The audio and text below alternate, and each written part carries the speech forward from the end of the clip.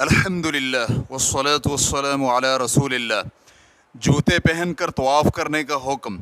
سوال کیا گیا ہے، اللہ کے فضل سے میں نے اس برس حج بیت اللہ ادا کیا اور جب طواف کے لیے گیا تو میں نے جوتے پہن کر طواف کیا اور اسی طرح سعی کے دوران بھی جوتے پہن رکھے تھے، کیا یہ جائز ہے؟ اور اگر جائز نہیں تو مجھے کیا کرنا ہوگا؟ کیا طواف اور سعی دوبارہ کروں یا نہیں؟ برائے مہربانی مجھے معلومات فراہم کریں۔ اللہ سبحانہ و تعالی آپ کو جزائے خیر عطا فرمائے۔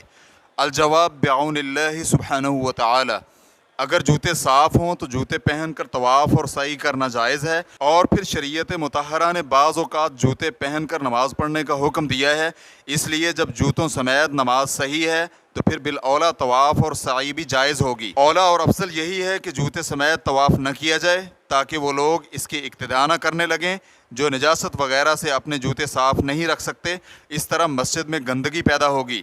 اور یہ بھی ہو سکتا ہے کہ حاجی شخص کو پاؤں میں زخم وغیرہ ہونے کی بنا پر جوتے سمیت طواف اور سعی کرنے کی ضرورت ہو، اس لیے جوتے صاف ہونے کا یقین ہو جانے کے بعد طواف اور سعی جوتے سمیت کرنے میں کوئی حرج نہیں ہے، کیونکہ رسول اکرم صلی اللہ علیہ وآلہ وسلم کا فرمان ہے، جب تم میں سے کوئی شخص مسجد میں آئے تو وہ دیکھے اگر جوتے میں کوئی گندگی وغیرہ ہو تو وہ اسے رگڑ کر صاف کر لے اور ان میں نماز ادا کر لے۔ ریفرنس کے لیے دیکھیے سنن ابی داؤد حدیث نمبر 555۔ علامہ البانی رحمہ اللہ نے اسے صحیح قرار دیا ہے۔ واللہ تعالی اعلم۔ اسلام کیو اے ریکارڈنگز، مؤسسۃ الشیخ محمد صالح المنجد، المملکۃ العربیۃ السعودیہ، فتویٰ نمبر 161709۔ والسلام علیکم ورحمۃ اللہ وبرکاتہ۔